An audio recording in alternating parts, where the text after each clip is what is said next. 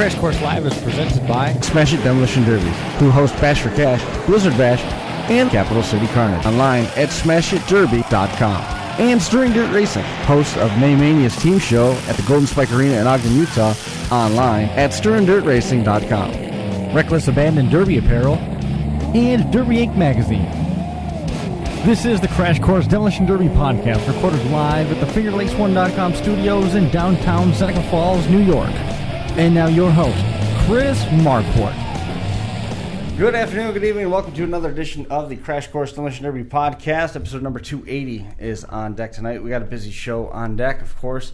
As always, Brian Tompkins joining us on a Tuesday. James Brown is joining us in studio to talk about his run over at the Land of Legends Raceway here last Wednesday, just under a week ago. We're also going to be catching up with George Highnote as he finally got through to pick up a win in his hometown fair.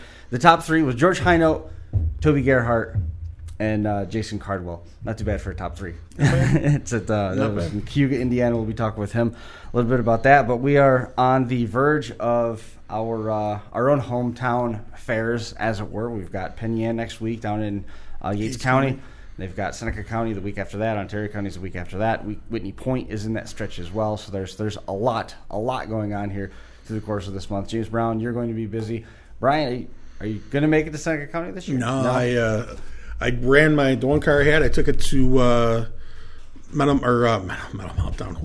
Meltdown, and had some bad luck with it down there. So we haven't cut it up yet, but that's going to become a Prius.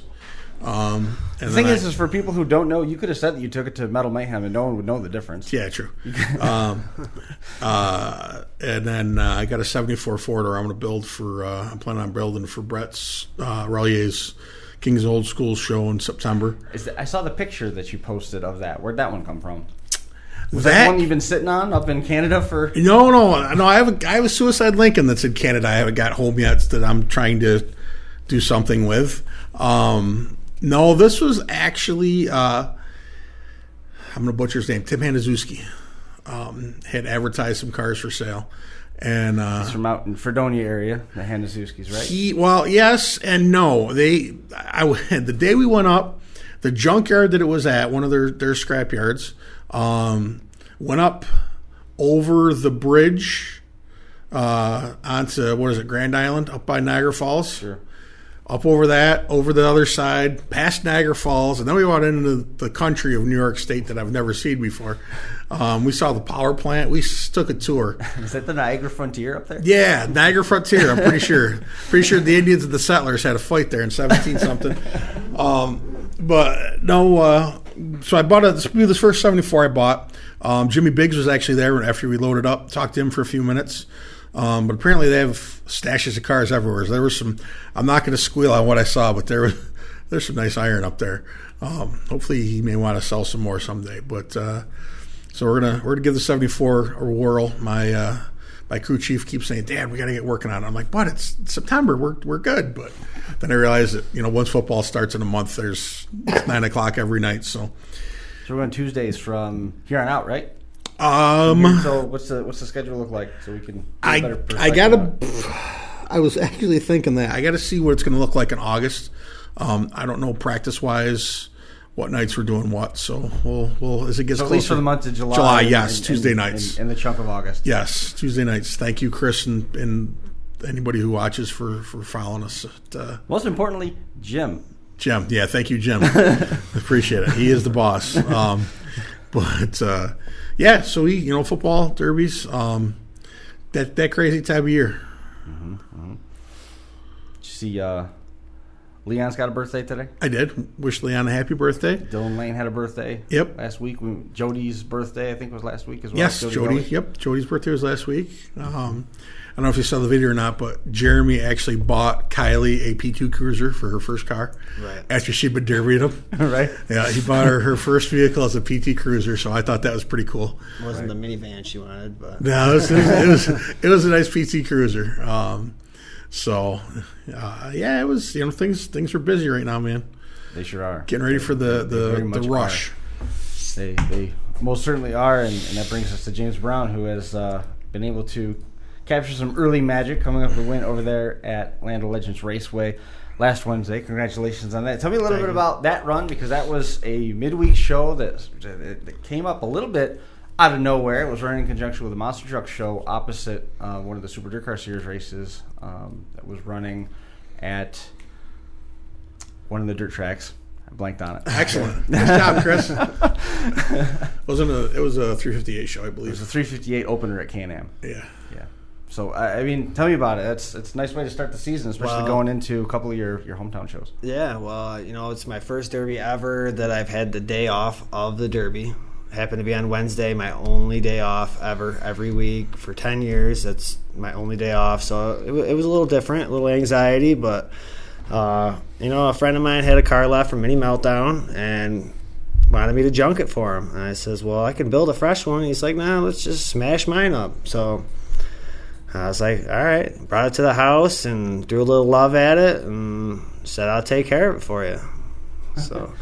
And how did the Derby play out? Is it what you expected it to be? Well, politics kind of went out the door once I full track Corey Herzog in the back, but it's like politics at every Derby. You got friends, which was pretty much everybody out there, and it's tough when you Derby with just friends because you have a lot of people that get a little heartache afterwards. But it's a Derby. We hit everybody. It's.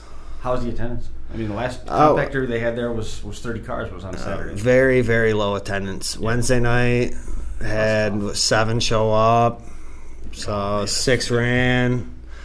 So, I mean, it was an all right show. I mean, like I said, I was just going there to finish off a car, try to make us both a little money. It was Mike Schroeder's car, and I ended up pulling out the win. First thing I did was give him his half, it's his car, so that's what it's all about. We had a good time. It made some junk, and, probably made a few enemies, but that's part of derbying.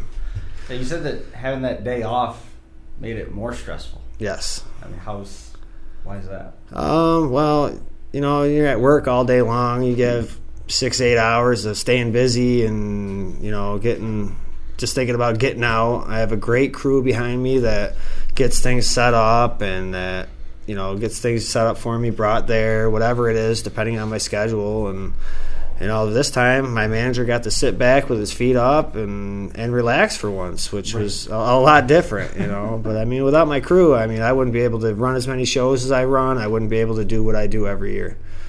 I mean, does the nerve still set in? Because I can't think of the last time you had a Derby that overlapped the day that you had to work, or even necessarily a day that we had to go on the air that overlapped a day that you had to work. Honestly, it's weird. Like, sometimes I'll get, like... You're not used to winning like James is either. Sometimes I'll get, like, anxious and nervous, and sometimes I won't. Like, a year ago at Mini Meltdown, for some reason, I had anxiety like you wouldn't believe. This year, I felt pretty relaxed. Is that the one you threw up at? No, I never threw up at. But no, I mean, I still get a little bit. I get a little bit of excitement. Otherwise, you wouldn't keep coming back. For whatever reason, the last year I won at Waterloo, I was super relaxed. Like, I almost fell asleep in the car waiting to go out before the feature. I don't know. It's weird. Sometimes I get it. Like when I went to Coos, that was, I was nervous. I was straight up. I'll be nervous this year at Coos. That's gonna be a lot of good cars there, a lot of good drivers.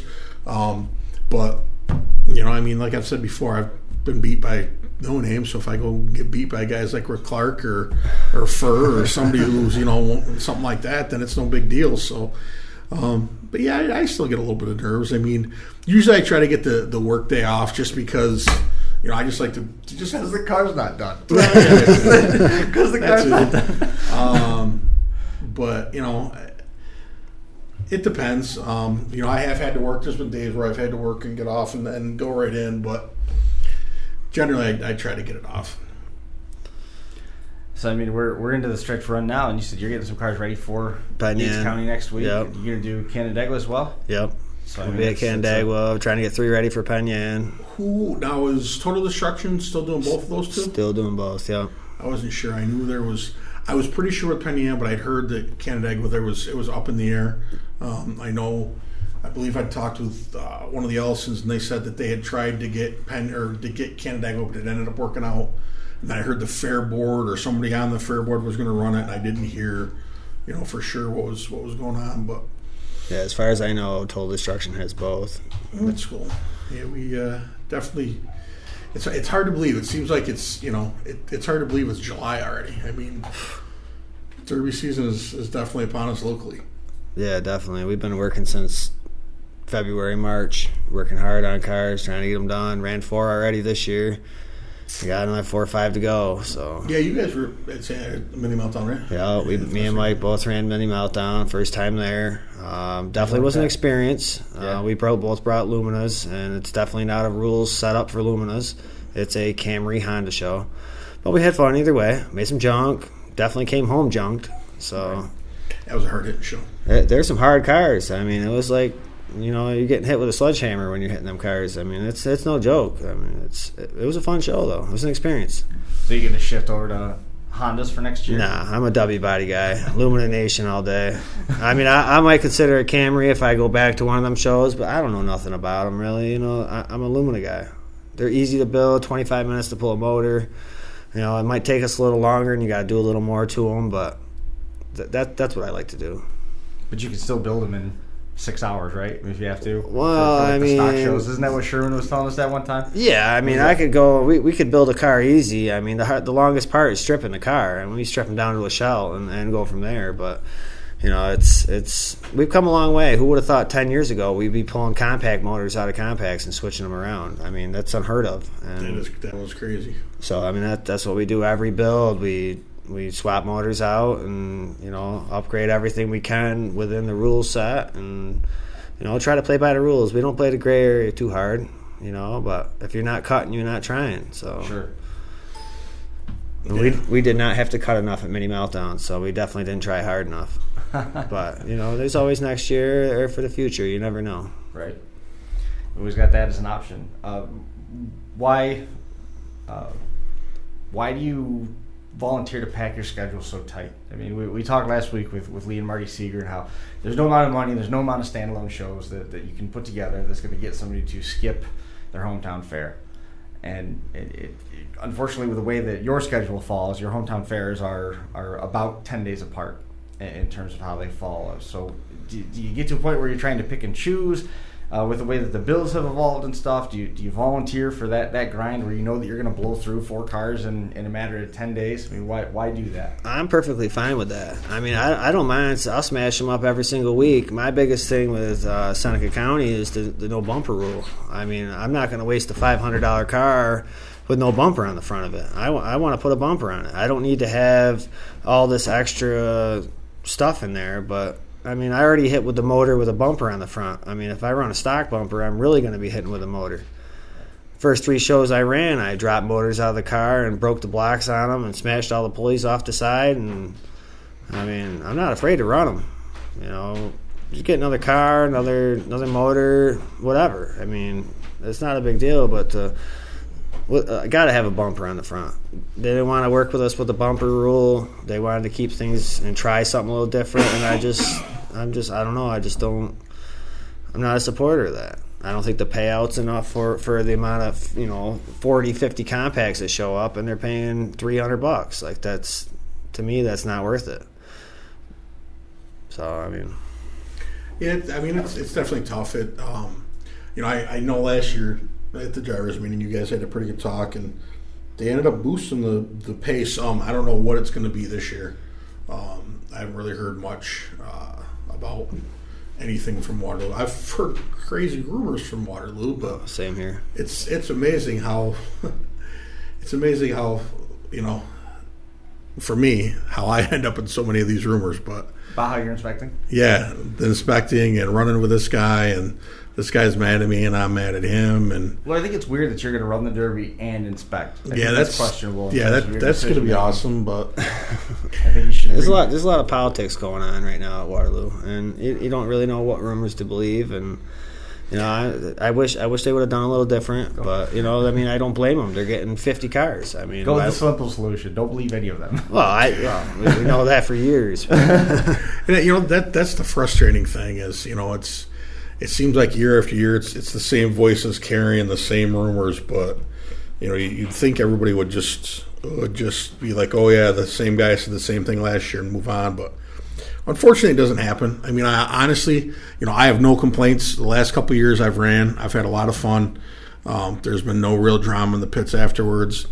But, for whatever reason, this year it started probably a week after Waterloo. This guy's mad at that guy and who's coming back to get who and all this other stuff. And it wears on me. It really does. I love Waterloo. I have 2 trophies from Waterloo. They're both in my living room. I'm very proud of them. But, Kyle and I are very good friends. I like Kyle a lot. I think Kyle's trying to do a lot of good things. But there's just... Well, obviously there's going to be a transition period this year.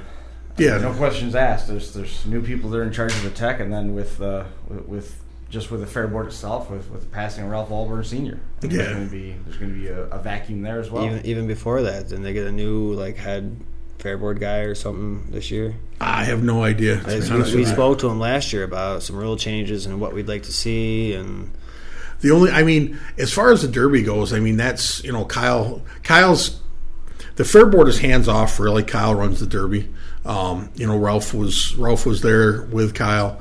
But Kyle's basically in charge of the Derby. I'm sure Ralph Jr. is going to step up even more, now that his dad is gone.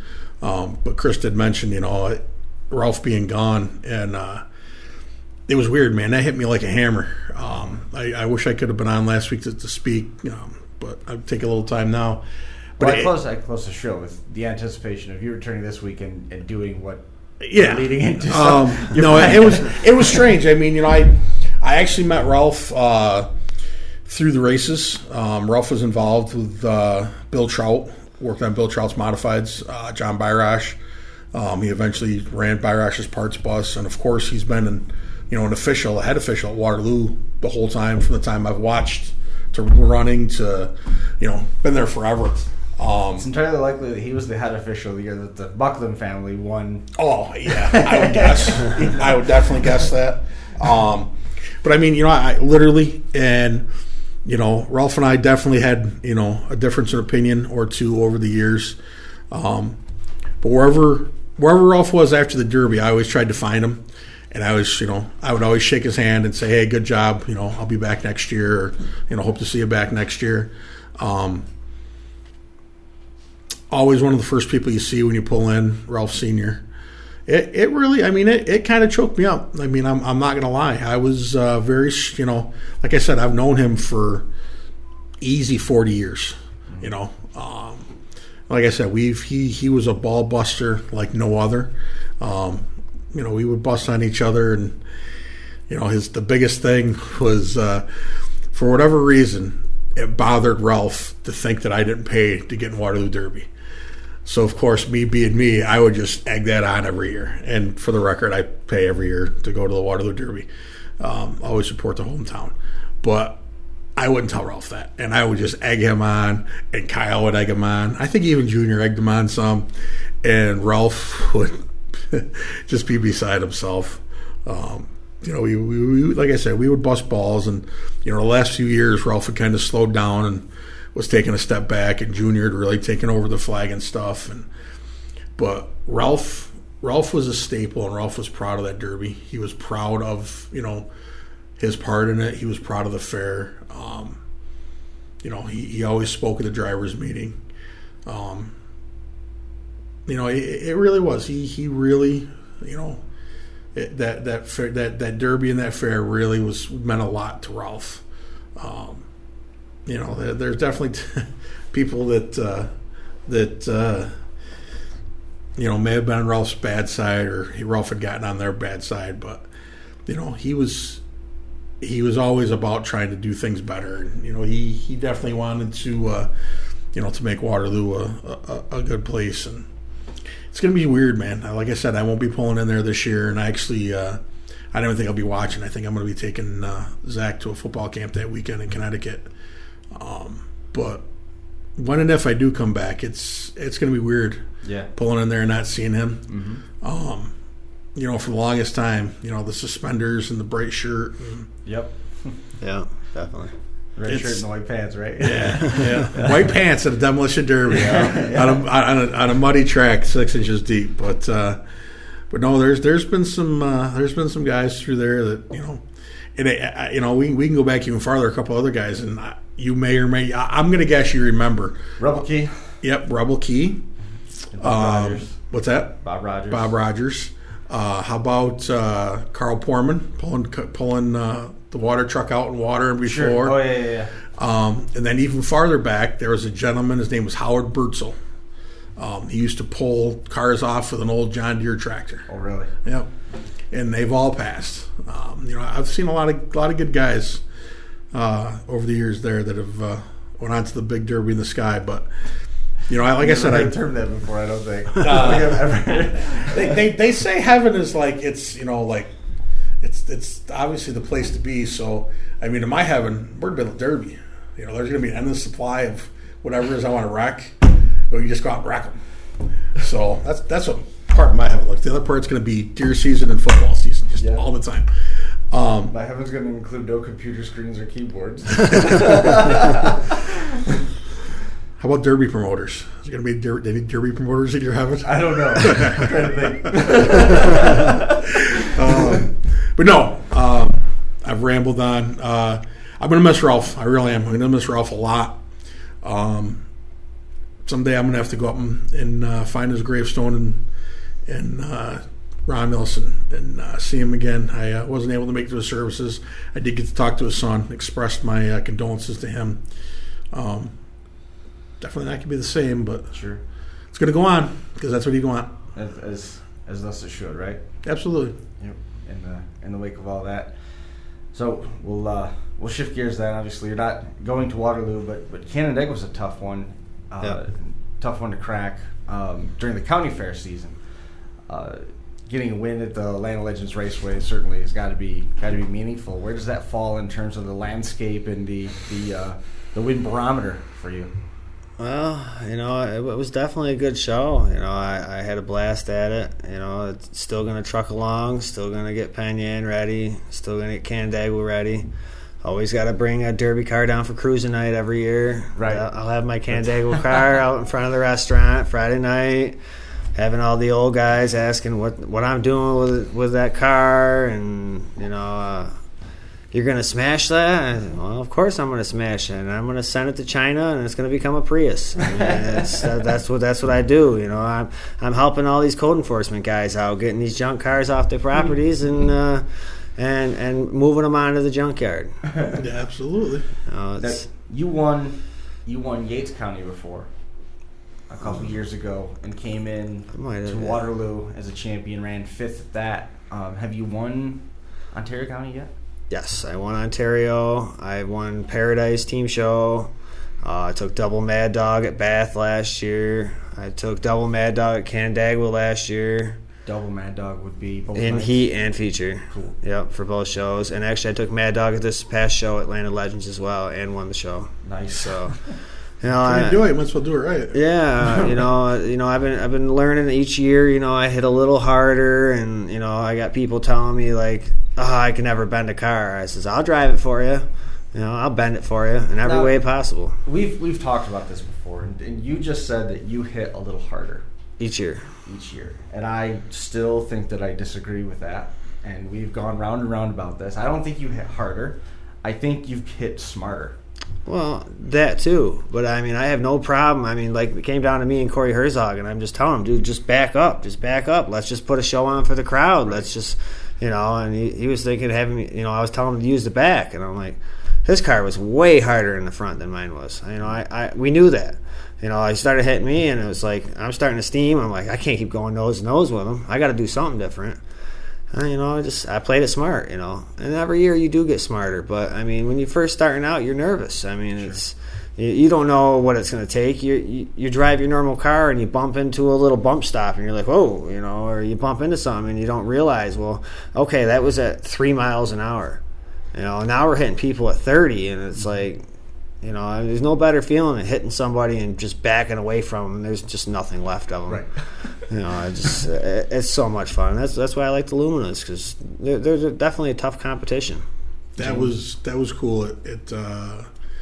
Mini Meltdown. I think it was the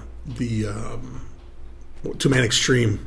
It came down to two cars, and they were going, all right, you guys back up, and they were driving. Yep. It was awesome. The crowd was going nuts. And I mean, they had, I don't know, 5, 6 hard shots and those like that. And the crowd was loving it. It couldn't end any better.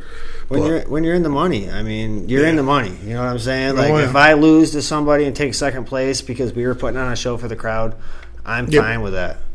You know, I got a shelf full of trophies. Like, they're great. I love them. I love getting a trophy, at least 1, 2, 3 every year. But, you know, at the end of the day, without the fans, there won't be a derby. Without the drivers, there won't be a derby. So let's just make it fun for everybody. Mm-hmm. And that's what I'm learning more and more in my career. I mean, it's only been 6, 7 years for me. But I've smashed a lot of cars in that 6, 7 years. Right. So you got to run 100 times before you're ready to win one. That's what Gary used to tell Josh.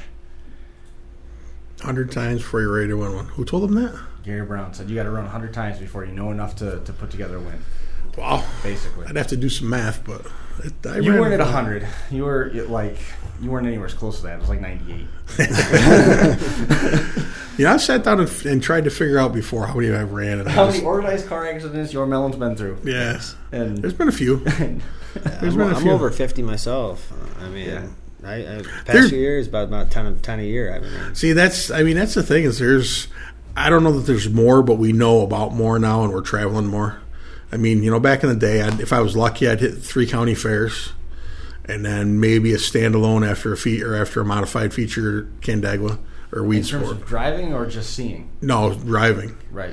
So, but I mean, you were doing 3 a year. I didn't realize. You were doing for that. quite a while. Yeah.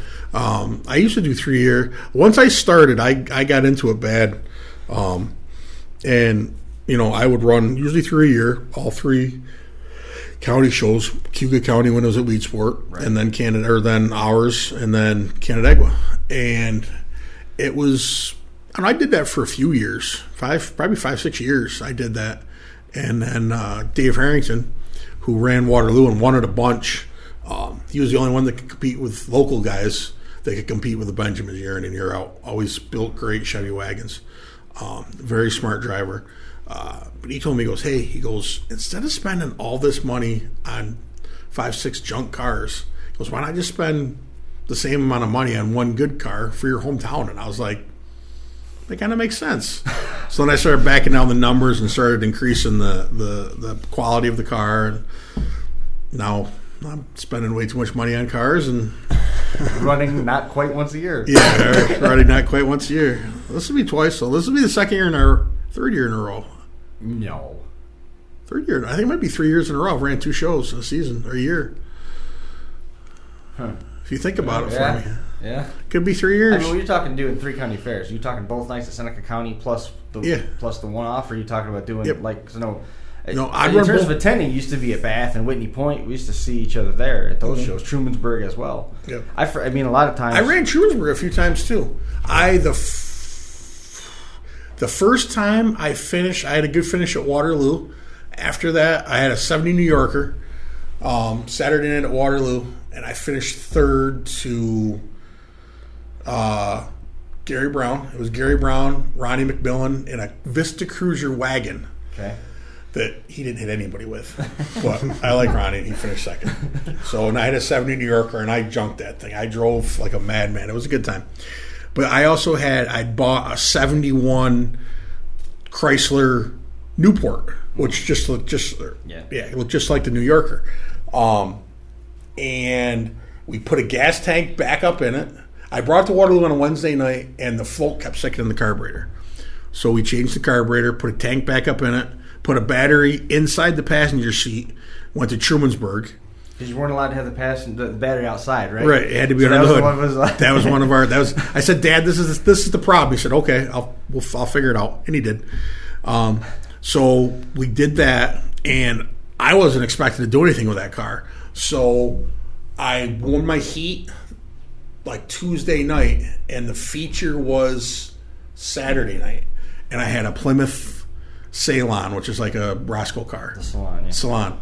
And got that from Walt. And we got it done late on set because I had nothing done to it. Hard to believe it wasn't ready to go.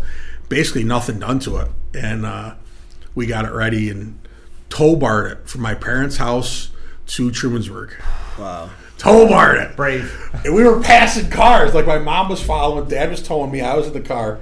She's like, it'll be fine. You don't have to ride back there. And I'm like, no, I'll ride back there. So we tow barred it. And we were going up 96 passing cars on a tow bar. Running. What truck was he towing that with?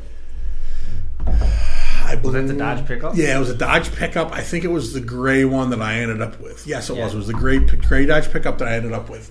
But we tow barred up there, and I was already in the feature. Ran the feature, and it was a big track. And it was down at the one end, battling. And it was me, and it was a Benjamin, but it wasn't Mark or Harold or Betty. It was another spin-off or something. Or was one of them signed in under a different name? No, I knew them by then. And like I said, I'd been at one end all night long, and Dave Harrington had been at the other end all night long. And at that time, they used to enforce you have to live within 15 miles radius of the track or 20-mile radius of the track. You had to have a mailing address. So I used my in-laws' mailing address, which was at the time Romulus. And Dave actually lived right down the road from them. Well, it came down to me and Dave at the end. And I finally got this guy hung up to get myself in a second. And then my car is steaming so bad, it's barely moving. So Dave comes down through and hit me once and backed up. And I'm trying to get it to move. I'm like, come on, hit me again. He hits me again. And I'm like, yeah, I'm going backwards. And then I realized it was more his momentum. And so I'm like, I'm done. So he hit me a third time and it was over.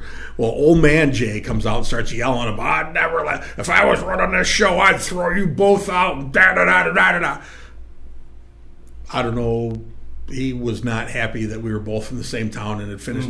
But literally, we've been on opposite ends of the track. Right.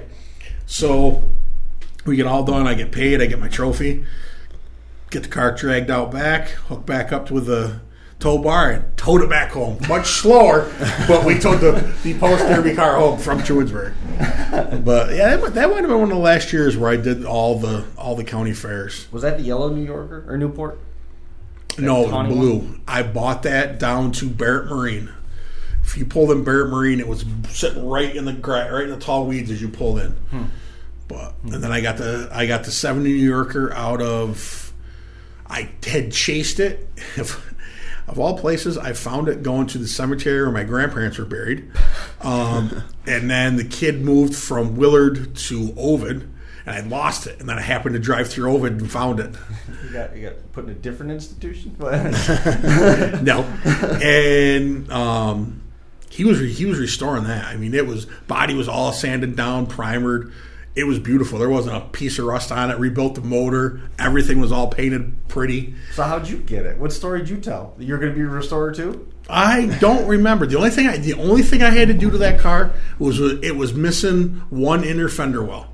Yeah. So I had to find one inner fender well and bolt that in and ready to go. It was fun. I had a good time. But I think that might have been the last year that I did all the county fairs. And then after that, I just started concentrating on Waterloo. Then it took a couple of years before I finally got the... You never messed around with the full-size stuff like that, right?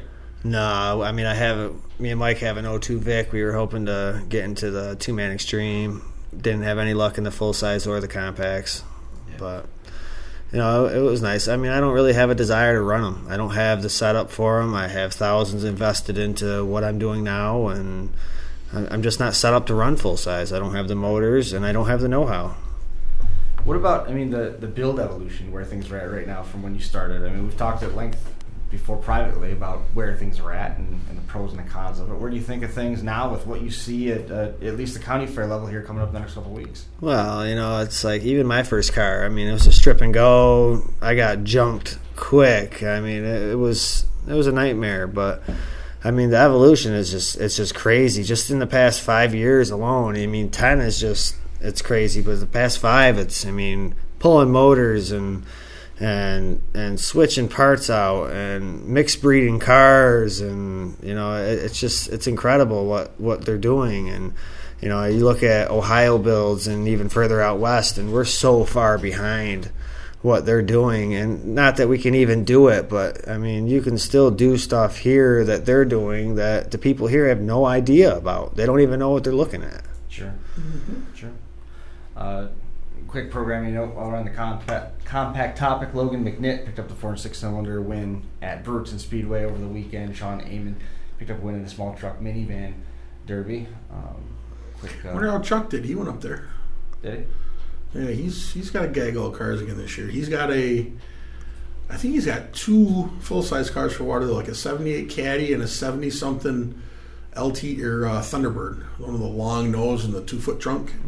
It's only got like 50,000 miles on it. Right. You can't move your core support, and that is not a car that is good for him to have. Well, You got a lot of lever out in front of there. That's Hillbilly Hammer will have the bumper over the carb in short order. Quickly. Quick. definitely. But he'll have fun doing it. That's the important Oh my thing. God, grinning ear to ear. I mean, you can always see his smile with his helmet and everything. There's He doesn't nobody ever that's more want to fun than win. Derby.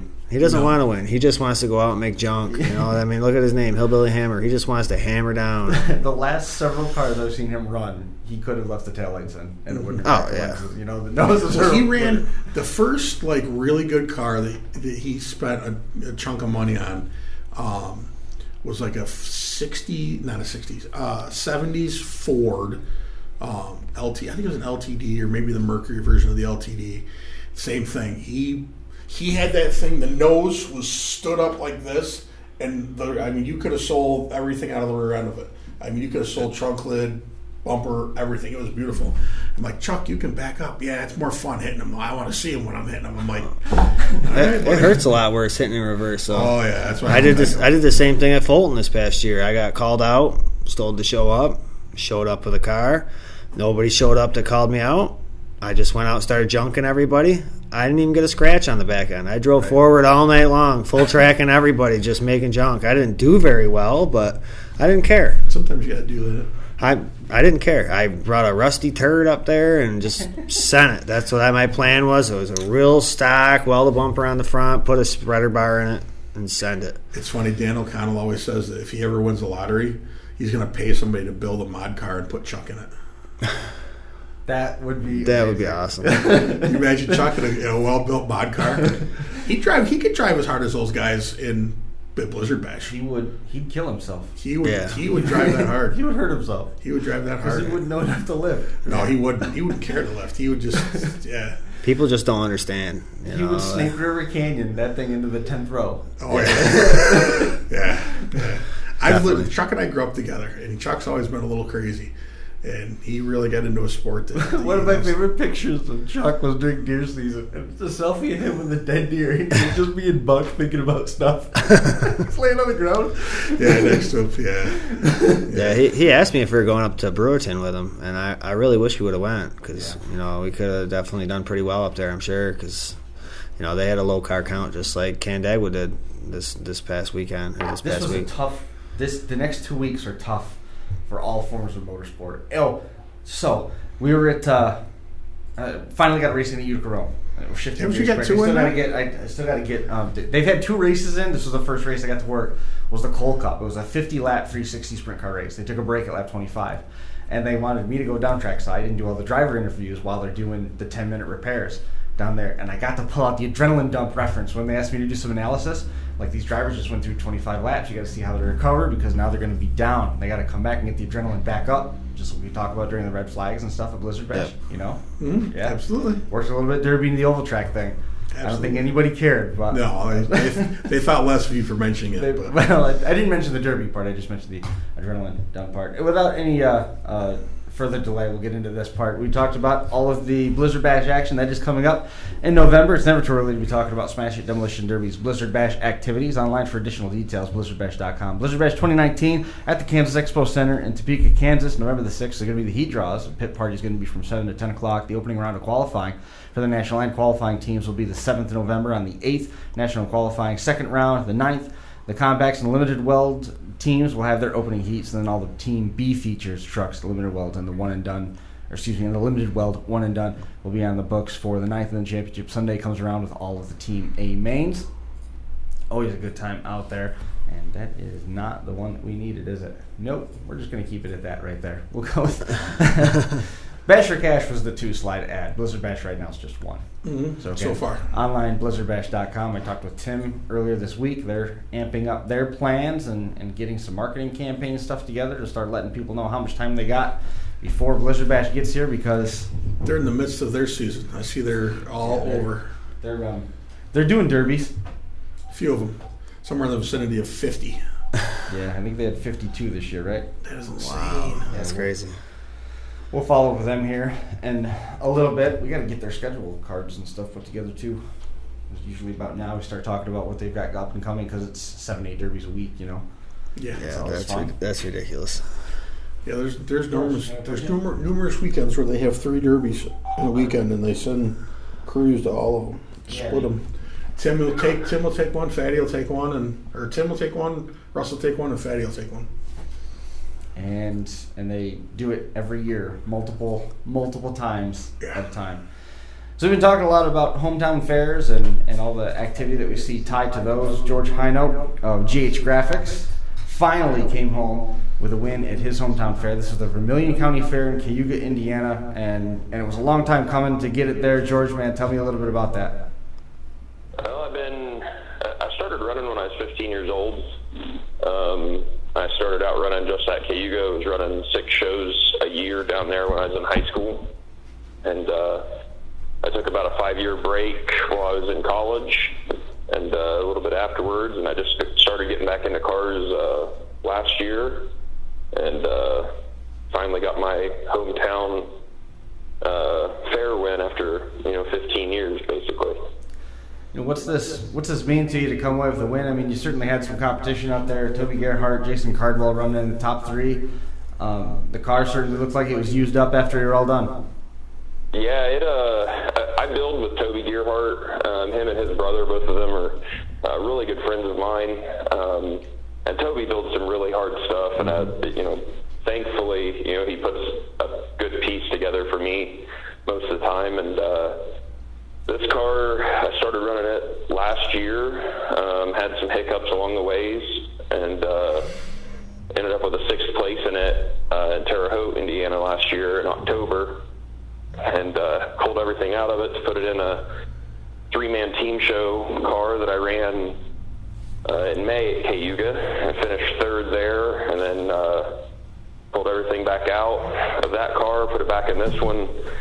Was up 36 hours last Friday when I went to bed trying to get the car all finished up, and then ran on Saturday. And I mean, it means a lot being able to compete against that type of competition. And a lot of my credit, I'd have to say, goes to the way the car's put together, and then going to a lot of these shows and just kind of learning different driving abilities that people are doing, learning some skills from watching people, what they're doing out on the track to make it possible for me to pull off a win like that.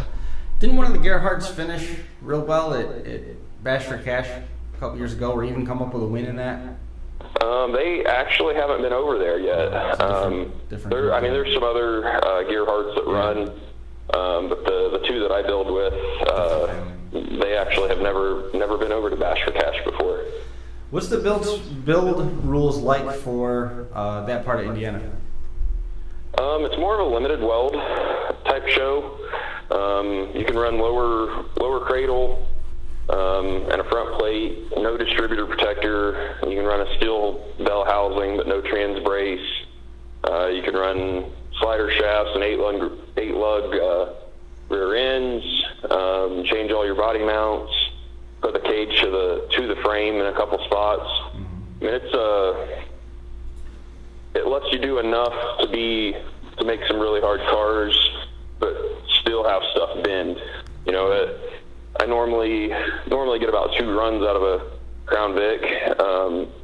In May, I got 1 run out of a Lincoln, and this one I shouldn't have been able to keep this car around as long as what I did, but just stupid things happen, and once you finally get all of the pieces put together, it makes it to where you can really use something up. Sure. Did it take you 15 years at your hometown fair? No. 5 or 6. Yeah. But I mean, it was a different time. I mean, there was, when I started, the first heat I won, there was like 25 cars, and they took the last 2 cars running, and a best of show, and the best of show was usually junk. Right. And they would take the last 2 cars, but they made the last 2 cars battle it down until there was one left. So I mean, it was it wasn't like the numbers were up, and it was all it was 2000. So I mean, that was, or 99, 20 years ago. So I mean, there was a lot more old iron. We weren't Derby and Vicks and stuff like that.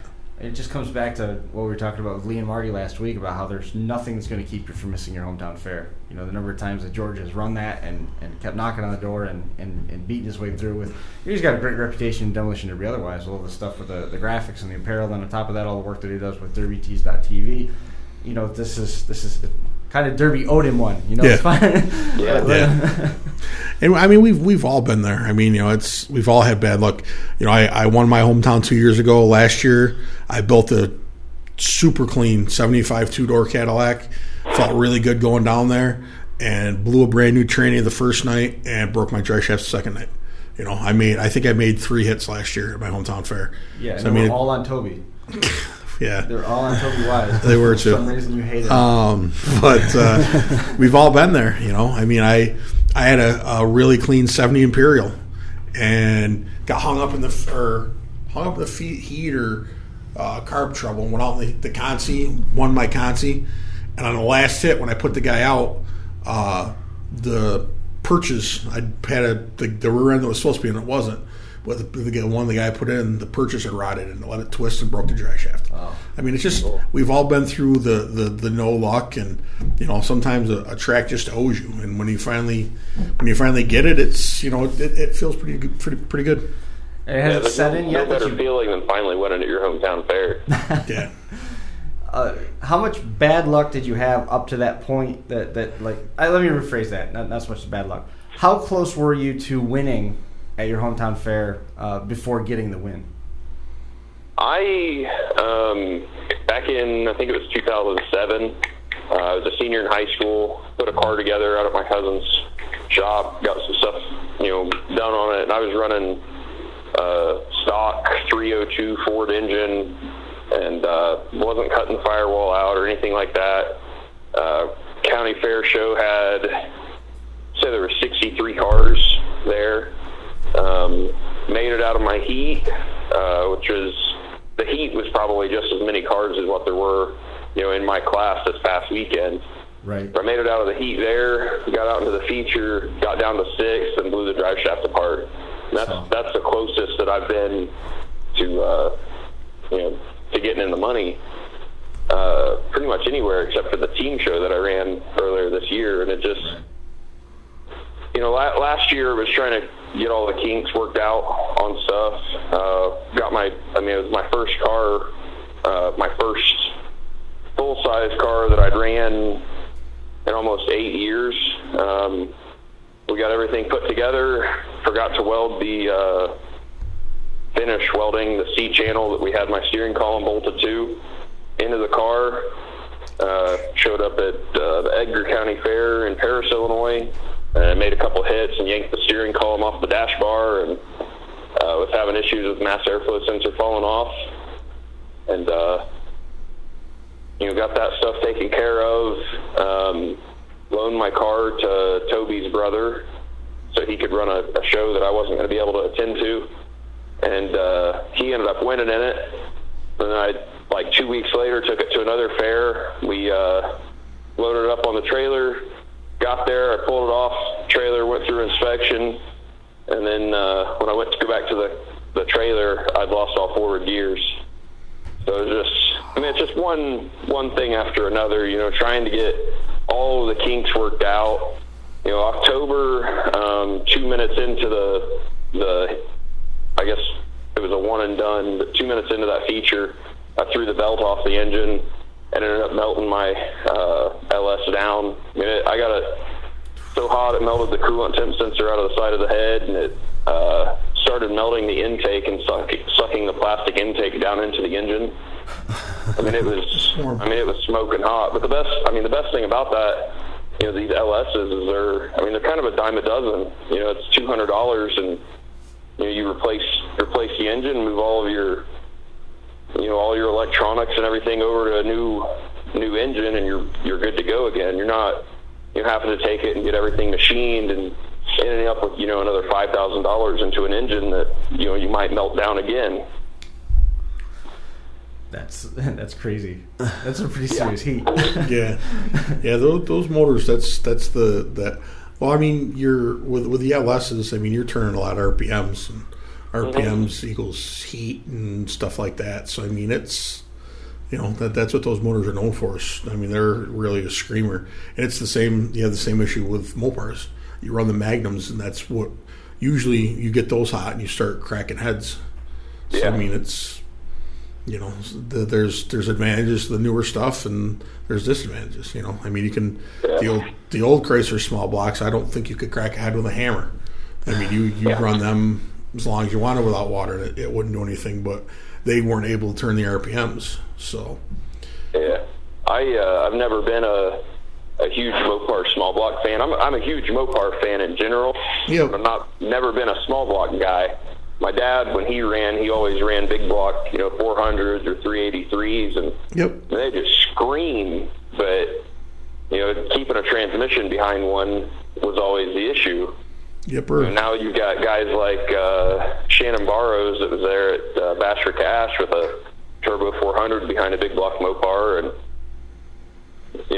there might be something there. You get all the kinks worked out. There might be something to do with that. Yeah, I know a lot of guys that have had, Harold Benjamin. I couldn't tell you how many thousands of dollars he won with an old 413. I mean, he put those in all sorts of cars. That was his favorite motor.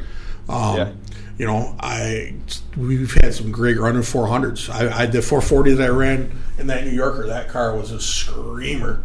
I mean, usually those big blocks, they get hot, and they're not a fan of starting. Dan Bolton swears by those 400s. Well, so does Tonka Destruction. Dan Godfrey. He loves his big blocks and his Mopars. I mean, he always puts on a hell of a show with them. But I mean, it's sometimes you'll just find a big block that's really good like that. I've had luck with some big blocks, but we always had the parts for the small block, so I figured I could get in enough trouble with a small block. I didn't need all the extra horsepower. So not every motor is the same either, too. You could have one big block and the next one they'd be totally different. Yeah. James Exactly. was looking at us, just pointing out that the motors on the Plymouth Horizons and Sundances were garbage.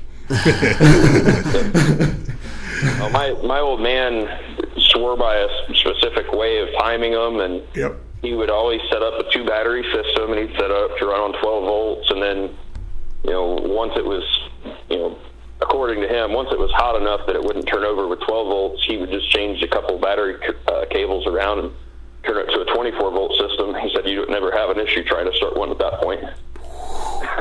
That would be impressive. Yeah. That would be very impressive. That's the things that the guys did back in the day compared to what people are just relearning now is really impressive to me. I mean, we had old guys in my area that swore by running number 9 wire, and you had to run it in specific ways, and they had to be tightened in a certain order, and you couldn't do it out of order, or the back ends of the car wouldn't do exactly what you wanted them to, and they had it all down to a science on running number 9 wire. We're starting to see some of that stuff again, but it's taken a long time to get back to that point. I know a family in Ohio that's pretty good with 9 wire. Usually they win too. Bash for Cash every year. Those guys, they're pretty darn good with 9 wire. Yeah, but if you think about it, there isn't really many others that you can say that about. Yeah, you're right. Well, it's funny. We were at Blizzard Bash one year, and it was one of the many topics that we've had talks with Toby Hiley about, and one of the many reasons I'd love to get Toby Hiley on air. because he could add so much. He's told you it won't happen. Yeah, I know, but it could add so much knowledge. But somebody asked him what he thought of 9-wire. He said, he was at an Unlimited 9-wire show once, and he said he had, I believe it was an Impala, and he said we 9-wired everything, twisted and turned and tightened and everything, and he said I got done, and he said all of it was loose and none of it was doing exactly what he wanted to, and I said, but how'd you do? Well, I won, but I don't know if it was a 9-wire that did it for me or not. You're right, Toby. Chances are the 9-wire probably didn't have anything to do with it. But, sometimes it just, I've been around motorsports my whole life, and I think sometimes something like 9-wire is just something to put a driver's mind at ease. Because drivers are a strange group. And I don't count myself as a driver because I'm not a driver. I just like to wreck stuff. But like the true drivers, I mean, and I love them, but drivers are a strange group. And you start messing with their minds and stuff don't work right. But if a driver goes into something thinking, you know what, this thing is ready, it's tight, no one can mess with me, then they feel bulletproof. And when a driver feels bulletproof, they're hard to beat. I mean, that's true. That's how it is. I mean, but so from over this weekend, there's some video finally online of my run, and I've had a couple people message me and like, what were you doing for like the first 5 minutes in this video? And I was like, I was just looking for a place to park. The moment somebody hit me, that's when it was on. But until somebody actually got a hold of me, I'm just going to drive around. Absolutely. And so the one guy that finally hit me ended up being the guy that got fourth, and him and one of his friends were there, and he was in a roundback wagon. His friend was in a shocker Mopar, and I think out of all of the cars that were there was 2 shockers and 1 roundback, and everybody else were in Vicks. And my philosophy on a lot of that stuff is if you're going to show up with an old iron to a show that's predominantly 80s up cars, you're kind of the odd man out anyways. So once that switch flipped, that's all I could think about was trying to take that car out. Yep. And I did my best at doing that, and they may not have liked the way that it was planned, or not even planned, but the way that it all unfolded. Because if you watch the video, it kind of looks like we're team driving, but I don't know about you guys when you drive, but I get into a tunnel vision, and once I've set my target on somebody, that's all I'm going after. Mm-hmm. That's that guy. Been there before. Yeah. There's always a pecking order. Always. Politics, there's always politics. Well, and it wasn't even so much politics. I mean, it was just draft.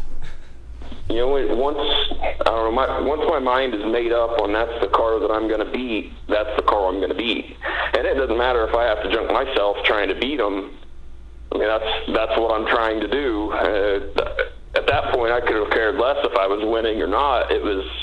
That's just what I was set out to do. Now, George, the most important question to ask of the whole weekend. You said that you're up 36 hours straight getting ready for it, and, it was exhausting and all that, but did you have time to put some new graphics on the car before you ran it? I did not. It didn't get any paint, any new decals. I mean, I pulled the roof sign off of my car that I ran at the team show and stuck it on there, and that was it. Did you just? Heck, I was still trying to figure out how to get the hood to fit on it after I went through inspection, because the hood, I ran it on the car all last year, and then I ran it on my team show car. And when a car bends in the front quite a bit, the hood does a lot of weird stuff too. And surprisingly, none of my course support mounts or any of the bolts or holes that I had for the bolts to go up through the hood to hold it in by the fenders or anything like that, none of that stuff was anywhere remotely close to fitting. No, I mean, if it did, it'd be easy. Nobody wanted to do anything yeah, easy. I know. So. But, it was one of those things where it was the last thing to even worry about. So we got down to the track and got through inspection, and then I'm pulling the hood off the car and throwing it onto a trailer and jumping up and down on it and beating on it with a hammer and trying to get it all straightened out. They're overrated. Yep. I think it was one of the derbies at Morris that we were at. Somebody came out with the hood and fenders. It was one of the Birdsell cars that still had the course support with no hood and fenders on it. I don't remember. Yeah. What about I forget who it was that just ran at ATS up there at the Adirondack Speedway. Oh, yeah. No hood, no fenders, Yeah, I can't remember who it just a was. bumper. Yeah. Right. Was it Adrian Gilbert? Might have been. Yeah, there's yeah. that picture, yeah. Yeah, that was. Sounds right. 80 years. Brian, you were asking about the graphics. George, did you do graphics for any of the other cars that were at that derby? I would assume most of them, right? I mean, I do a lot for a lot of people in that area. So surprisingly, all I had to take for that show was one roof sign. Oh. See, I figured that George was covert about this. Like, his buddies, he did all of the graphics for everybody, right? And put these little design cues in it that his buddies could see if they were running with him or against him. Nice. So that would be smart, but I've honestly never tried that. No, I probably wouldn't. It might hurt business. Yeah. Now, George, I got to ask you. I've asked Chris this question before. Now, you and Chris, you guys both do really great graphics, nice signs. Now, the signs, they look good. They step on the roof.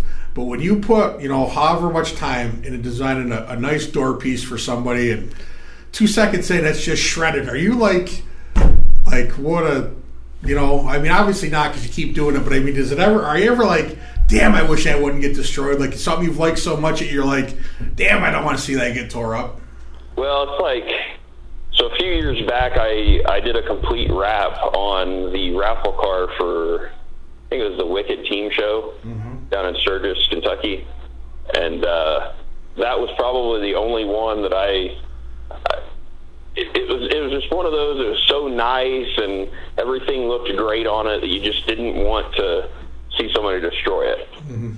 And I put a lot of time into the door wraps and roof signs and stuff like that. And there's times where it kind of sucks that you put all this work into something and then it just gets tore up. But at the same time, I mean, that's part of the business. And thankfully, I've been able to do well with it, and I've met a lot of really great people all over the country, and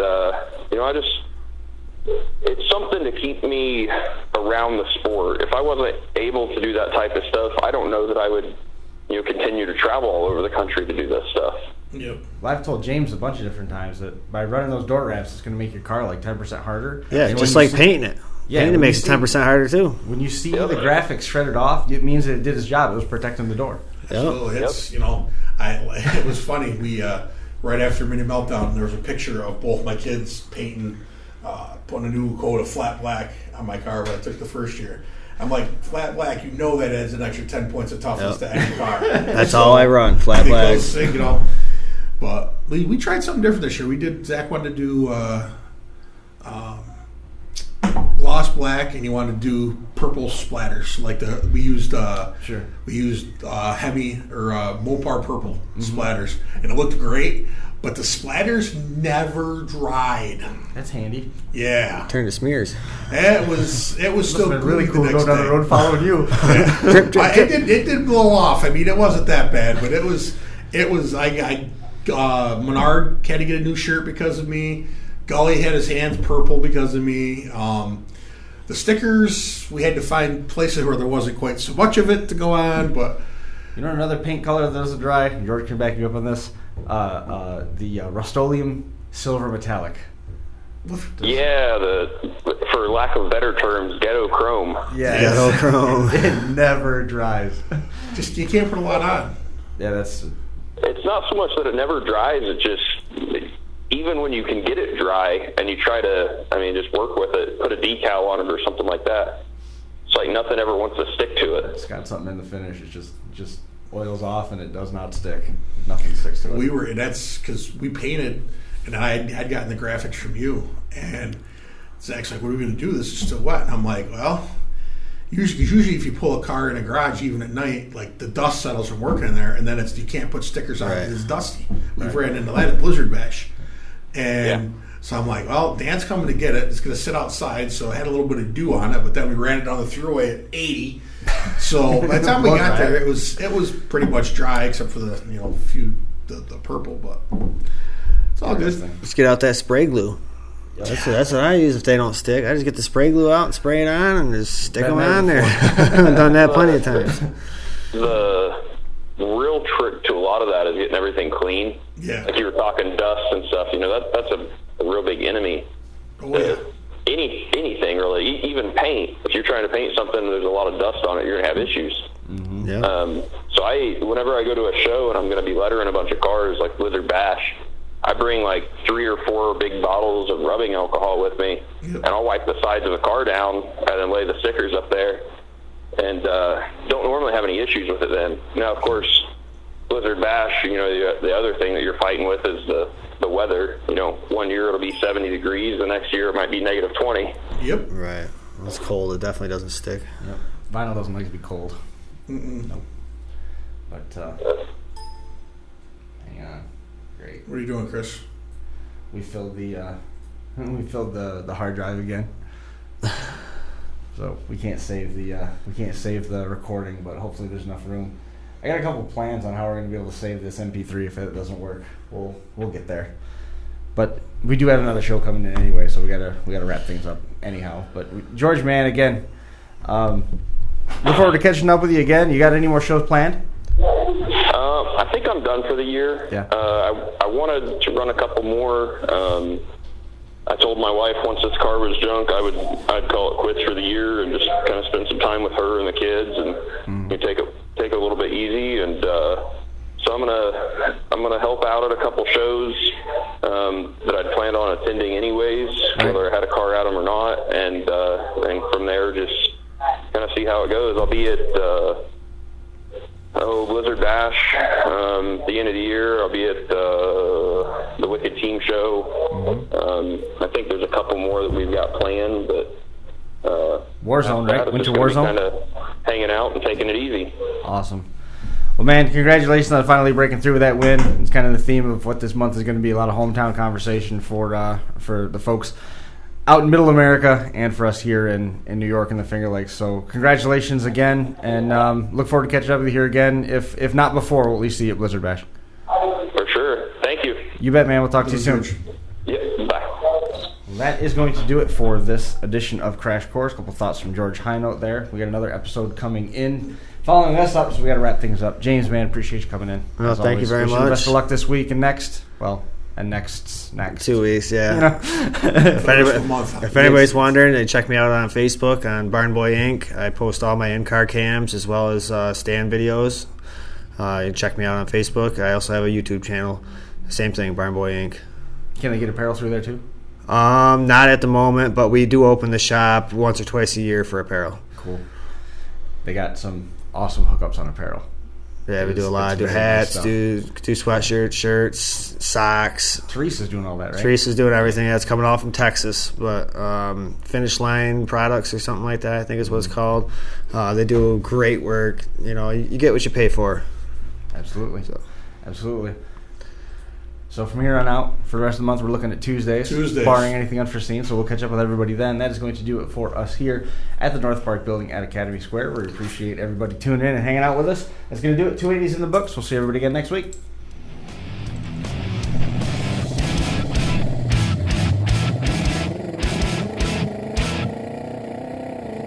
The Crash Course Live is presented by Smash It Demolition Derby, who host Bash for Cash, Blizzard Bash, and Capital City Carnage. Online at smashitderby.com. And Stirring Dirt Racing, host of Maymania's team show at the Golden Spike Arena in Ogden, Utah. Online at stirringdirtracing.com. Reckless Abandon Derby Apparel and Derby Inc. Magazine. This is the Crash Course Demolition Derby podcast, recorded live at the FingerLakes1.com studios in downtown Seneca Falls, New York.